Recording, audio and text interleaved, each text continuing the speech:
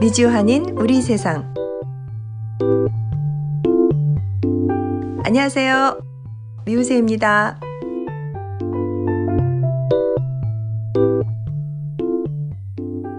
오늘의 초대 손님은 미우새의 지난 290화 간토 대지진 조선인 대학살에 관한 인터뷰에 이어 두 번째입니다.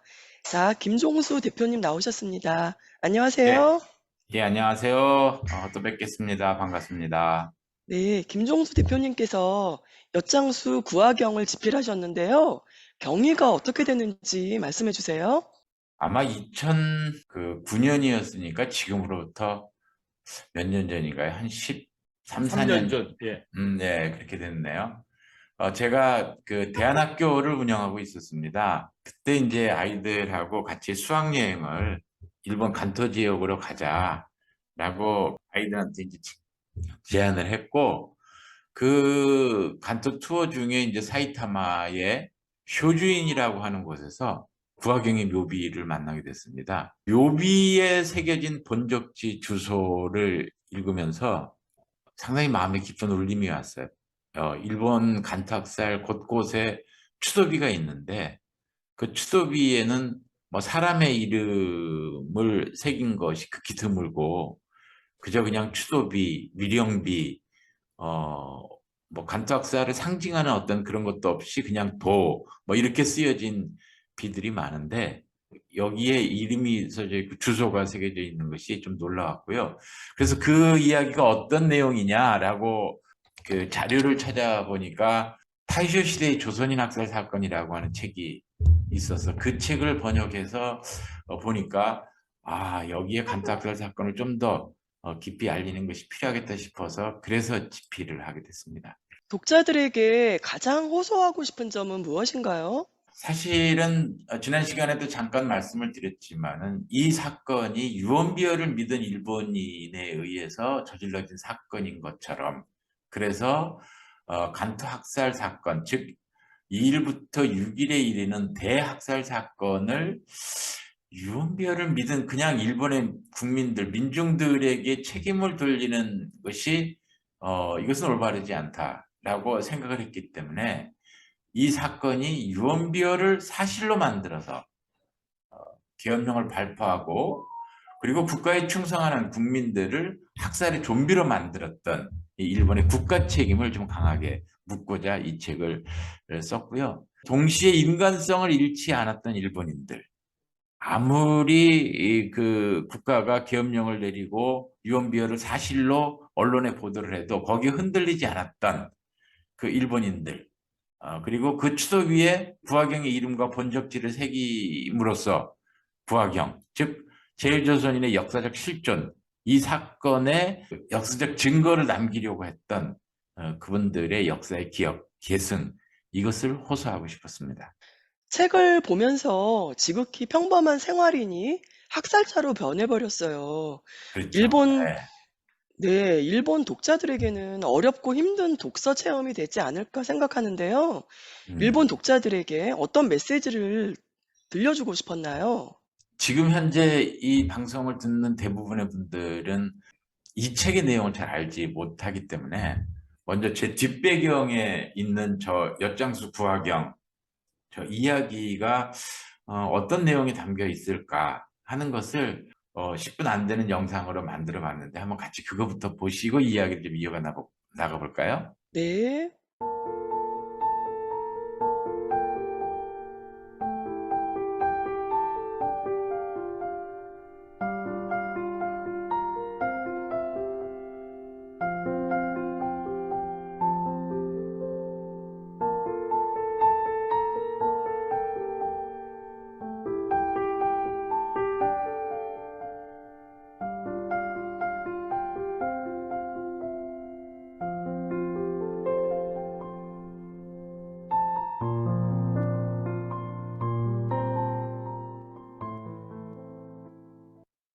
안녕하십니까. 10분 만에 배우는 간토 조선인 학살. 저는 기업과 평화를 위한 1923 역사관 김종수 관장입니다. 최근에 시리아에서 또 아프가니스탄에서 전쟁을 피해 입국한 사람들이 있었죠. 어떤 분들은 안쓰럽다고 잘 보살펴드리지 않은 분들도 있었지만 또 어떤 분들은 우리나라에서 몹쓸 짓을 할지 모른다며 염려하는 분도 있었습니다. 여러분들은 어떤 마음이셨나요?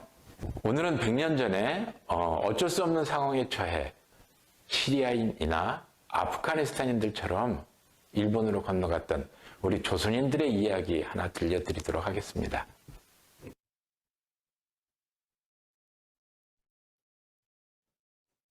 부하경은 조선을 떠나올 당시 나이가 28살이었습니다. 그는 집을 떠나온 일본 사람들과 함께 마시타야라고 하는 여관에 묵고 있었습니다. 그는 이 동네 저 동네를 다니면서 엿을 팔고 다녔습니다. 물론 엿장수인이 인기가 많았겠죠. 마을 사람들도 그를 모르는 사람이 없었습니다.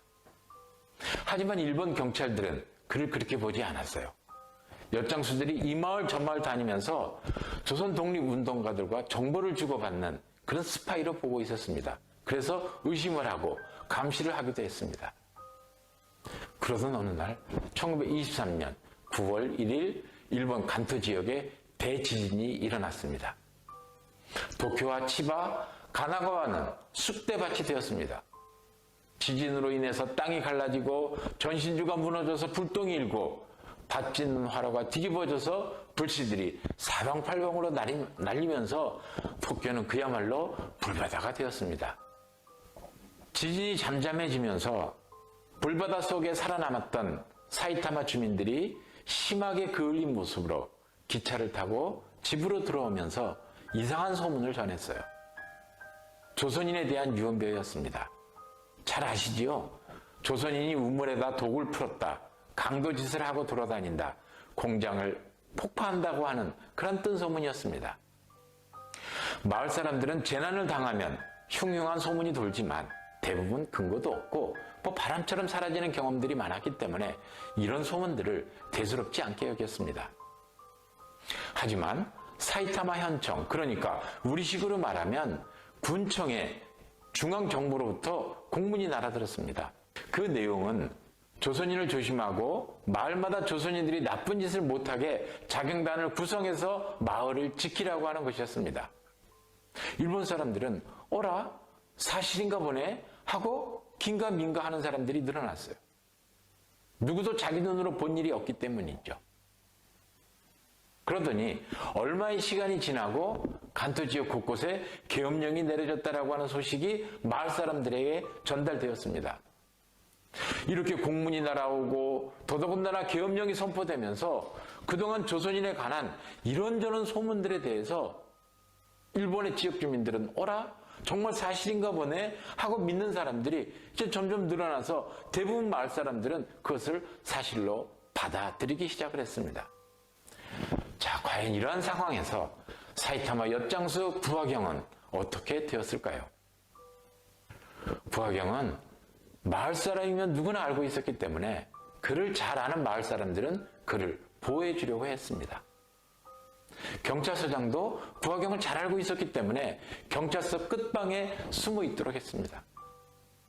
엿장수 부하경은 자기를 보호해주는 마을 사람들과 경찰서장에 참으로 감사하게 생각했습니다.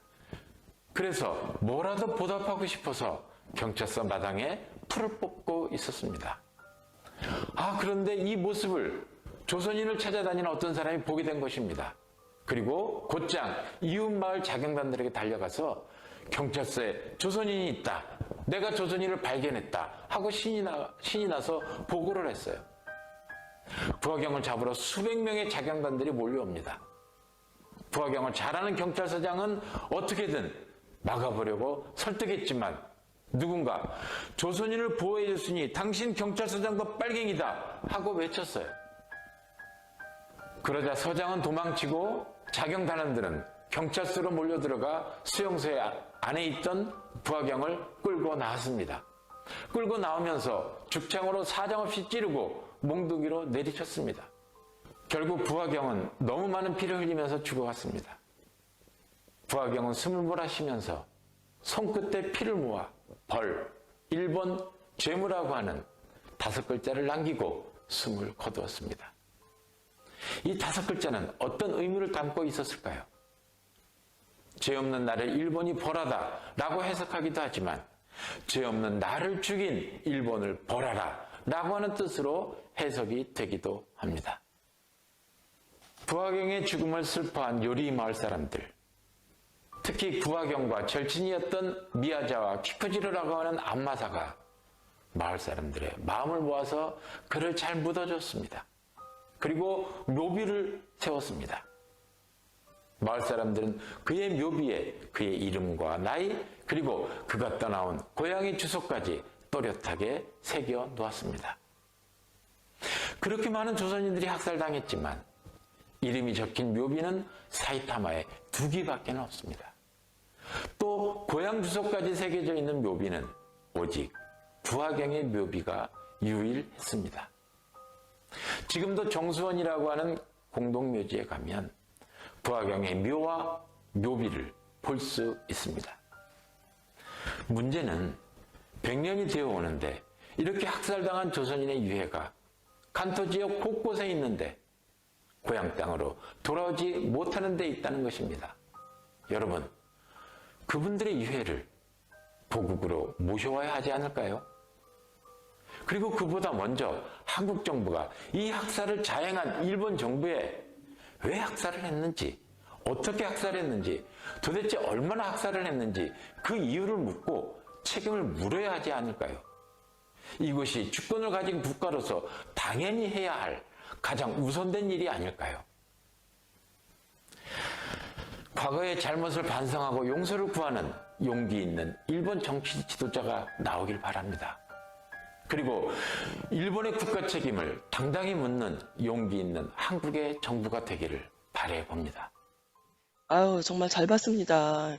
사실 오늘 그 인터뷰를 하는 이 질문은 사실은 그 일본의 사이타마 기자가 그날 그 미주동포들하고 같이 뭐 강연에 같이 할 때 그때 참여를 했었어요. 일본 아사히 신문사 기자하고. 네, 저도 네. 참여했습니다. 그렇죠. 줌 모임에. 그때에 참여하고 난 다음에 그리고 난 다음에 심층 좀 더 깊게 사이타마 신문에 좀 인터뷰를 하고 싶다고 그것을 저에게 보낸 질문이에요.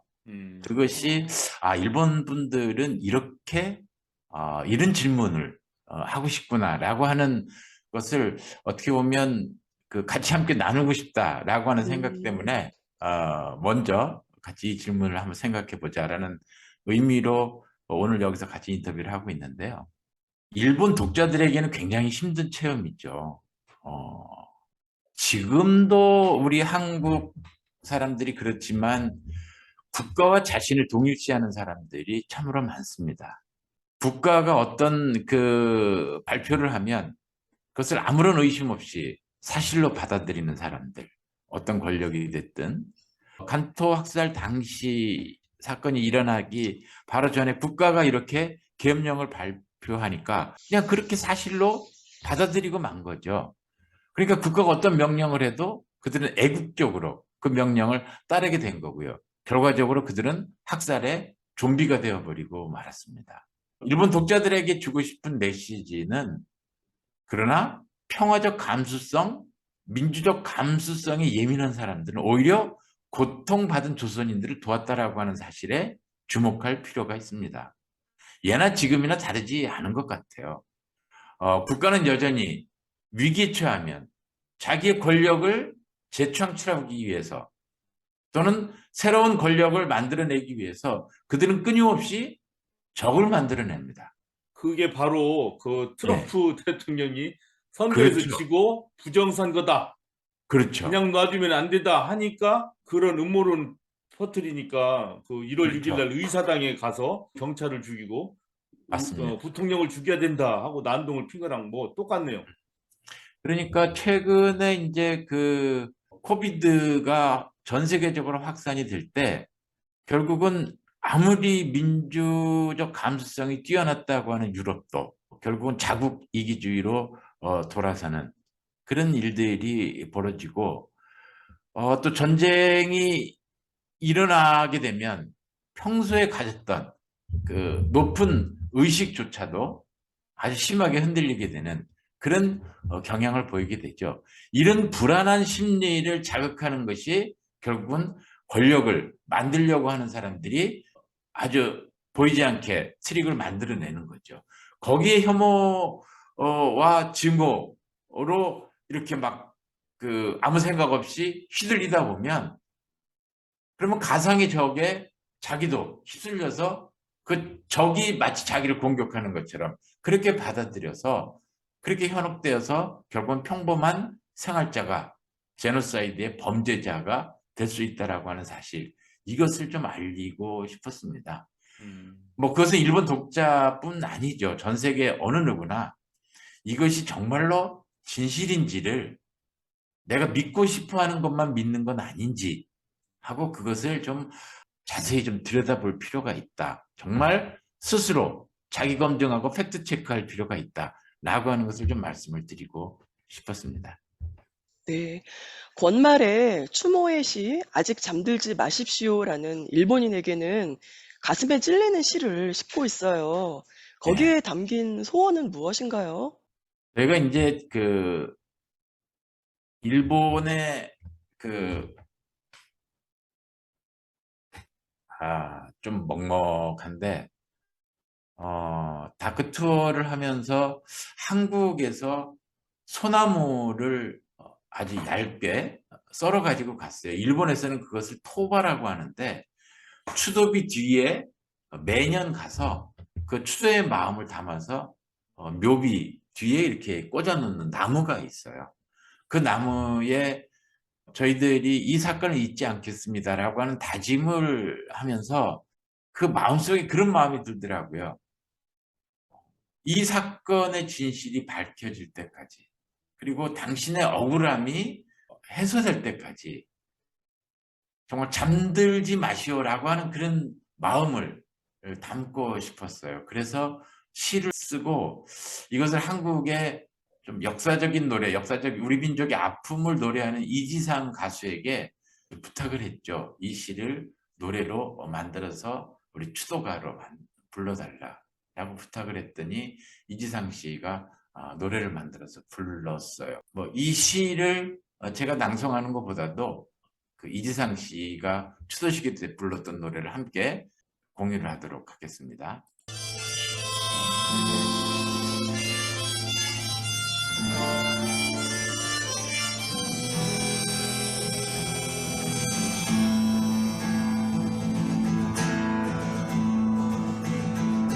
아직은 잠들지 마시오.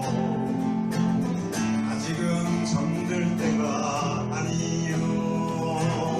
아직은 찢기고 심장이 풀려버려 여전히 고통이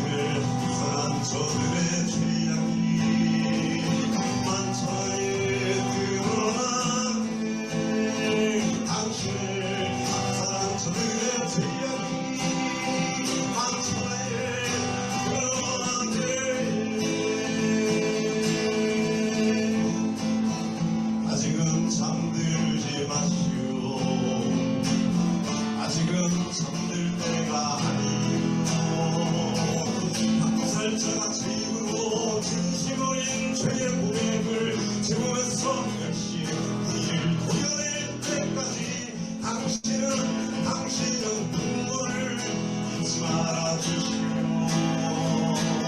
사지가 뜯기고 심장이 뚫려버려 여전히 눈물이 묻히는 당신의 영혼에 바칠 것이 있을 때까지.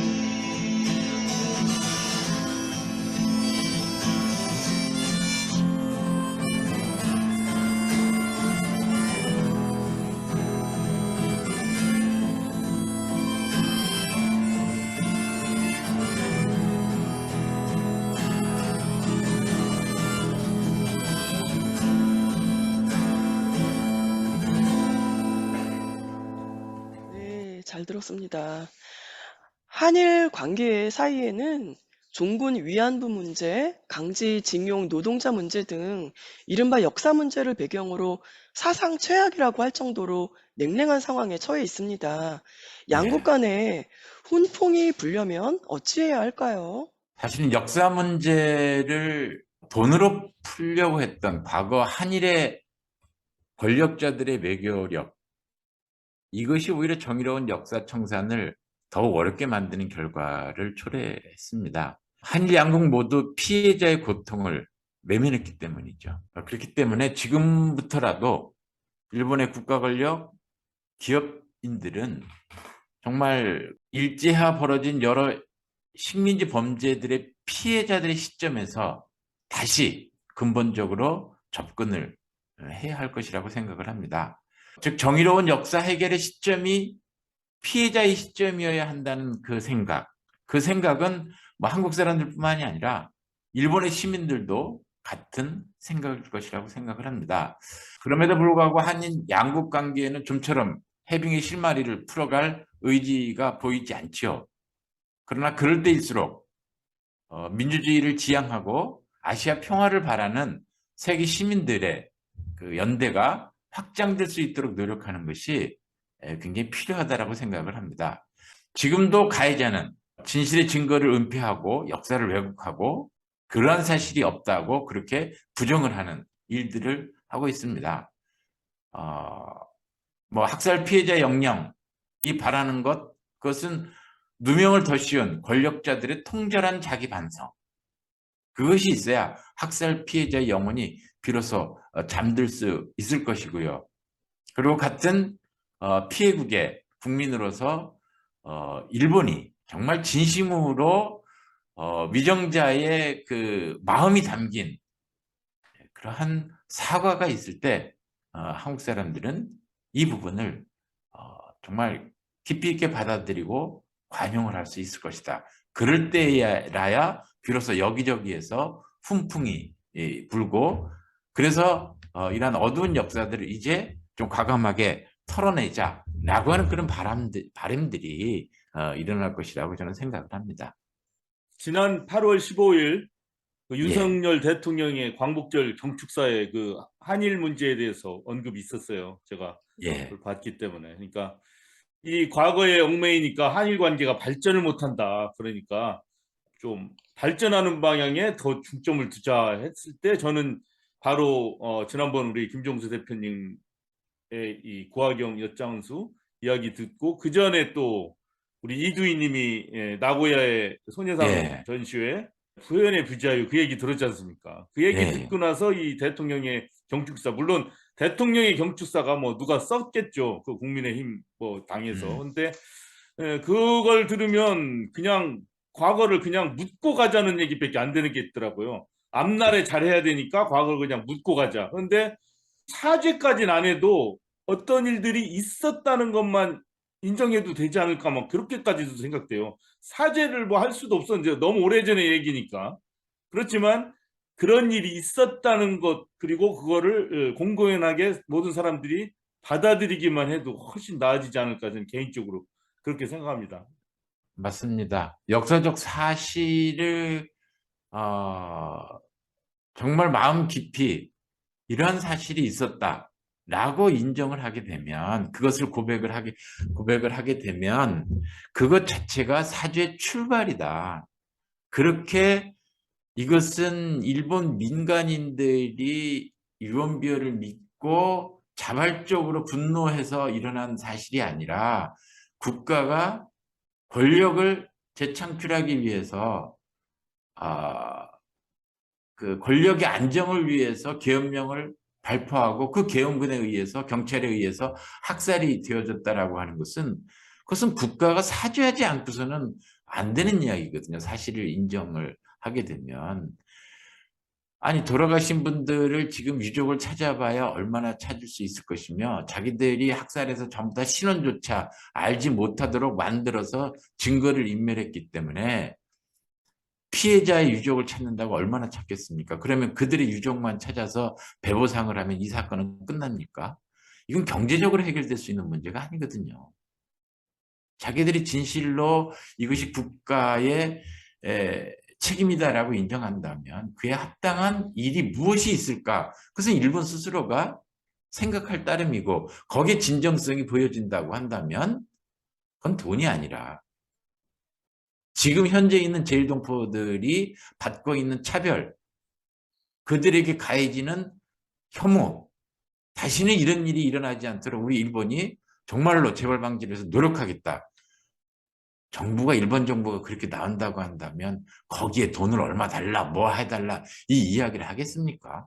그 돈을 다 합쳐봐야 또 얼마나 되겠다고. 역사를 돈으로 해결하려고 하는 것은 아주 천박한 외교라고 생각을 합니다. 일본에서 그리고 한국의 우익들도 언제까지 역사적인 책임을 묻느냐 이런 얘기도 있어요. 예. 이런 목소리에는 어떻게 대답하실 수 있을까요? 언제까지 역사 책임을 묻느냐. 그 이야기 이전에 어떻게 해야 피해자에게 용서를 구할 수 있겠느냐라고 물어야 되겠죠. 어떻게 해야 피해자의 아픔을 우리가 위로할 수 있겠느냐라고 물어야 하는 것이 옳다라고 봐요. 100년 가까이 되는데 일본 정부가 학살을 지금까지 인정하고 있지 않거든요.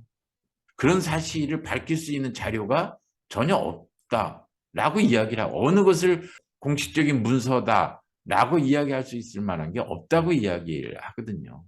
하지만 그렇게 비판하는 사람들은 왜 일본 국회에서 1923년부터 지금까지 때가 되면 일본의 국회의원들이 간투학살의 국가 책임을 묻는 일을 하고 있는지 일본 총리에게 묻거든요. 이 학살에 대해서 1923년에도 이 학살을 일으킨 정부에 대해서 왜 이렇게 과도한 공권력을 행사했느냐 물었고요. 지금도 어떤 의원들이 왜 2003년에 일본 변호사연합회가 총리에게 권고했던 사실, 이것은 국가범죄였고 그리고 피해자들에게 배상해라. 그리고 유족들에게도 위로하라. 변호사연합회가 국가에 권고했던 사실, 이것을 계속 되새기면서 국가 입장이 뭐냐라고 묻는 의원들이 있거든요. 그리고 간타학살 현장에 가보면 많은 사람들이 일본의 국가 책임을 묻는 그 발걸음들이 계속 이어지고 있어요. 그것을 들여다보지 않는 일본의 국내 인사들, 정치인들, 일본의 우익들은 그들은 한 번도 진심으로 역사적 책임을 말한 사람들이 아니에요. 한 번도 그렇게 하지 않았기 때문에 그들은 언제까지 그 이야기를 반복해야 되냐라고 이야기를 하고 있는 것이죠. 한 번이라도 해보라라고 하는 이야기를 저는 오히려 하고 싶습니다. 일본의 권력 구조가 바뀐 적이 없잖아요, 옛날부터. 결국 그렇죠. 자민당, 맞아요. 보수 우익이 계속 잡고 있기 때문에 과거에 대한 잘못을 절대 인정 안 하는 것. 그걸 통해서 우익의 지지를 받아서 권력을 계속 쥐고 거기에서부터 외교 정책이라든가 패권주의라든가 사회 질서도 그걸로 다 유지하려고 하고 하는 것이 계속 되기 때문에 이 과거에 대한 일본의 태도도 하나도 바뀌지 않는 것 같습니다. 일본이란 나라 내에서 민주화가 되고 서로를 존중하고 사실과 진실에 대해서 존중을 하고 하면서 정권도 몇 번 왔다 갔다 하고 하면서 뭐가 바뀔 것 같은데 지금은 그러지 않은 것 같아요. 그러니까 결국 일본 내 권력을 유지하기 위한 수단으로 조선인에 대한 이 잘못을 다 감추고 뭐 그렇게 하는 것 같습니다. 지금 현재에도 아베를 총으로 쐈던 그 일본인이 그 살해 이유가 자기 어머니 통일교 뭐 얘기 통일교에 나왔죠. 예. 그 집배경 이야기를 하면서 일본의 우익들은 통일교 이야기를 하는 것이 아니라 통일교의 교주가 한국 사람이다. 그러니 한국이 아베를 죽였다. 논리가 이렇게 되어져서 일본의 또 다른 적, 한국. 그래서 지금 또다시 일본 사회에 한국인 제일동포들에 대한 적대적 의식을 또다시 높여가고 혐오감을 높여가고 있다라고 하는 일본의 이야기를 듣습니다. 끊임없이 그들은 그들의 권력을 위해서 자꾸만 적을 만들어내는 거예요. 구하경의 수평사 활동가와의 교류, 고향 조선에서의 생활 모습은 픽션일까요? 사실에 따르면서도 굳이 허구를 담은 이유는 무엇인가요? 이제 이 책을 쓸 때에 좀 원전으로 삼았던 책이 있어요. 그게 키타자와 후미타케가 쓴 타이쇼 시대의 조선인 학살이라고 하는 제목의 책이었는데요. 그 책을 보면 이 저자가 구하경에 쓰여졌던 본적지 주소를 실제 한국으로 와서 찾아가요. 그래서 구하경의 유족을 찾으려고 노력했던 그 과정의 이야기가 실려 있습니다. 그런데 유족은 찾지 못했지만 울산의 구시의 집성촌에 살았던 한 사람을 만나서 혹시 그 당시에 이러이러한 나이의 구하경이라고 하는 존재를 알고 있느냐.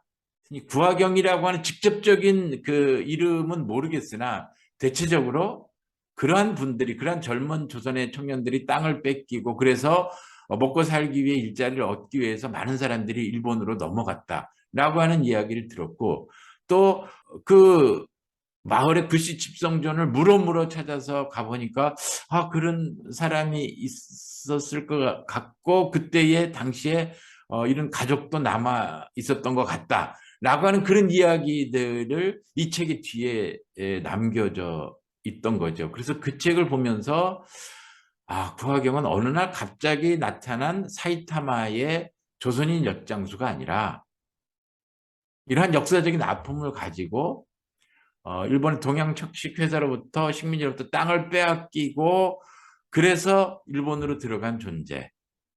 그리고 다시 돈을 벌어서 고향으로 내려갈. 그래서 자기의 친구에게 고향 이야기를 많이 들려줬을 그 조선인의 이야기를 담고 싶어서 거기에 이야기를 좀 상상력으로 덧붙였고요. 그리고 그 수평사 활동에 대한 이야기인데요. 이 사건이 일어나기 1년 전에 1922년에 일본에서는 천민집단으로 불려졌던 불황민들, 그래서 일반인들과 다르게 그들만 살아가는 개토 지역에 그 불황민이 있었어요. 그들이 대체적으로 뭐 동물 이런 관련된 일을 하는 가죽을 하는 사람들, 뭐 어느 나라에나 마찬가지겠지만 그들의 신분 해방 운동으로서 불황 해방 운동을 하는 수평사 운동이 전개됐고요. 1922년에. 그리고 1년 뒤인 1924년 간토 대지진이 일어나던 그 해에 조선의 천민이었던 백정들, 그들도 역시 신분 해방을 하는 형평사 운동으로 이어져요. 그러니까 일본의 수평사 운동, 조선의 형평사 운동, 그리고 1922년에 일본의 메이데이 이 노동자 투쟁에서 조선인 노동자들이 아주 강하게 거기에 연대를 해요. 그러면서 일본의 경찰들이 그 집회를 해산하려고 할 때 정말 일본의 노동자들은 다 도망가는데 조선인 노동자들은 경찰들 곤봉에 박 터지면서 거기 현장에 남아있으면서 강력하게 노동자들의 권익을 외친 사실이 있습니다. 1923년에 메이데이 노동자 투쟁에 조선인들이 여기 오지 않는다고 한다면 집회를 허가하겠다고 말할 정도로 조선인 노동자들을 되게 두려워했던 거예요.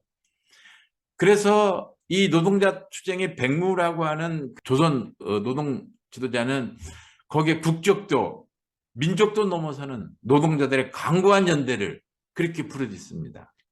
그러니까 일본의 지식인들, 조선인의 유학생들, 이들 역시 사상적 교류가 활발했고 저 밑에 층까지도 조선인과 일본인의 교류가 활발하게 벌어졌던 그 시기에 어쩌면 일본의 계엄령에도 불구하고 이러한 수많은 유언비어가 나더라도 정말로 조선인이 내란을 일으키지 않았다라고 믿었던 사람들, 그들이 누구였을까? 라고 생각을 해서 그들은 일본 곳곳에서 조선인들을 학살의 위기에서 구해주었던 그 사람들은 정말로 생각이 깨어있는 사람들이다. 그들은 부하경이 천민으로 그들에게 이등국민으로 식민지 백성으로 그렇게 보아졌기 때문에 이들과 함께 같은 부류의 사람들, 그러면 수평사 사람들이 아니겠는가라고 해서 그렇게 그 허구의 존재를 만들었고요. 그래서 수평사 운동을 주도했던 사람, 그 이름을 야나이 마사오라고 하는 이름을 차용해서 이야기 속 이야기를 만들고 싶었던 것입니다.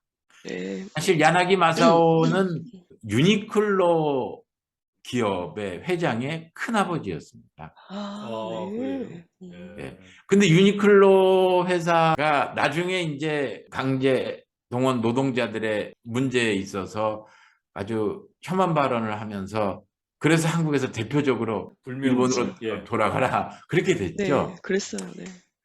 사실은 야나이 마사오도 그렇게 수평사 해방운동, 계급 해방운동을 했지만은 그 일본의 우익의 본고장이었던 야마구치현에서 의원 생활을 해요.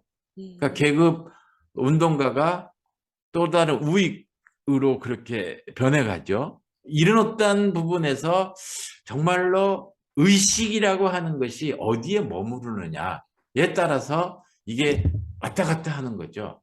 그러니까 강고한 노동운동에 함께 참여했던 일본의 노동자들도 결국은 조선인의 간투학살 사건이 일어날 때 결국 일본의 국가의 그 계엄령을 믿고 난 다음에는 자경단으로 들어가는 일본의 노동자들이 있었죠. 한때는 같이 노동에 연대를 했지만 또 국가의 어떤 계략 속에 노동자들이 서로가 서로를 죽이는 일을 하는 그런 일들이 안타깝게 벌어지는 그런 상황을 보게 되는 거죠. 어떻게 보면 부하경의 이야기 속에 우리가 많은 이야기를 좀 하고 싶어서 부하경을 도왔던 야나이 마사오의 이름을 제가 좀 이렇게 집어넣었던 것입니다. 네.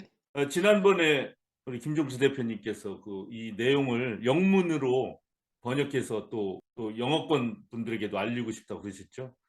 제가 예. 엉뚱한 생각인지 모르겠지만 어떤 차관이 딱 떠올랐어요. 예. 그래서 우리 빠찡고의 이민진 작가님 생각나세요? 그렇죠. 예. 네. 그분이 초기 그 소설에 빠찡고 초기에 보면은 이 부산에서 배 타고 막 가가지고 보딩하우스 뭐 하숙집 비슷한 그런 데서 막 묵고 막 이런 얘기들 예. 쓰셨잖아요. 그래서 예.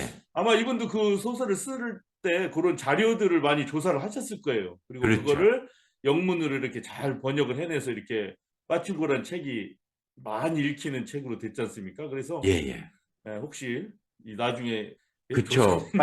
이민진 부하경을 영문으로 네. 하실 때 이민진 작가님하고도 한번 상의를 해보는 게 어떤가 하고 이렇게 좋은 아이디어 제안을 같아요. 해봤습니다. 네. 그거는 우리 미국 동포님들께서 해주시면 좋을 것 같아. 한번 다리를 엮어봐야 되겠네요. 네. 그렇죠. 예. 좋은 일이죠. 아주 좋은 생각이고요. 사실은 이민진 작가의 책 속에는 간투학살 사건이 사실은 없어요. 영화를 만들면서 간투학살 사건의 기획자가 간투학살 사건을 7화에 삽입을 했는데 그거는 굉장히 좋은 기획이었던 것 같아요. 왜 그러냐면 제1동포들에게 있어서 간투학살 사건은 빼놓을 수 없는 역사적 사건이고 그들이 지금까지 재난이 일어나면 그들이 계속 준범죄자로 낙인 찍히는 것이 바로 이 사건 때문에 그렇거든요. 그래서 영화를 만들 때 간투학살 사건을 반드시 넣어야 돼야만 이들의 사건을 풀어갈 수 있다라고 본 것이기 때문에 저는 굉장히 대단한 차관이었다. 사실은 영화를 보기 전에 그 책을 사가지고 그걸 어떻게 기술했을까 하고 읽는데 안 나오는 거예요. 그래서 좀 섭섭하기는 했었는데 뭐 이민진 작가님이 이것을 번역할 수 있다고 한다면 저는 굉장히 좀 대단히 영광스럽죠. 뭐 책 하나 쓴 작가가 그런 대작가가 번역을 한다고 한다면 얼마나 기분 좋은 일이겠습니까? 그래서 자, 어쨌든 네. 예, 그 뭐 한번, 다음에 같이 네. 이야기를 좀 풀어나간다고 한다면은 뭐 정말 이 간토학살 100주기 이 추도 사업 이것을 어떻게 해외동포들하고 같이 함께 연대해서 풀어나갈 수 있을까? 그리고 간토학살을 모르는 세계 시민들과 이 사건을 어떻게 풀어갈 수 있을까? 위안부 문제로 여성 인권 문제를 우리가 좀 풀어갔듯이 간토학살 문제로 온 세계에 살고 있는 소수민족들 그들이 언제 어떻게 선주민들로부터 그렇게 핍박을 당할지 알 수 없는 일이고 또 국가나 종교 이런 그 사상 이런 것들로 인해서 언제 어떻게 그렇게 핍박을 당할지 모르는 그런 상황을 이걸 어떻게 우리가 방지할 수 있을까? 함께 서로 간에 세계 시민으로서 어깨를 나란히 하고 살아갈 수 있을까? 그런 이야기를 다음 주 시간에 좀 나눌 수 있으면 좋겠다. 그렇게 생각을 합니다. 네. 오늘 좋은 내용 잘 들었습니다. 그럼 다음 시간에 뵙겠습니다. 예, 고맙습니다. 네, 잘 고맙습니다. 배웠습니다. 해외 동포들을 위한 유용한 정보나 행사, 이벤트 등 알리고 싶으신 것이 있으시면 미우새에 알려주세요. 다음에 또 만나요.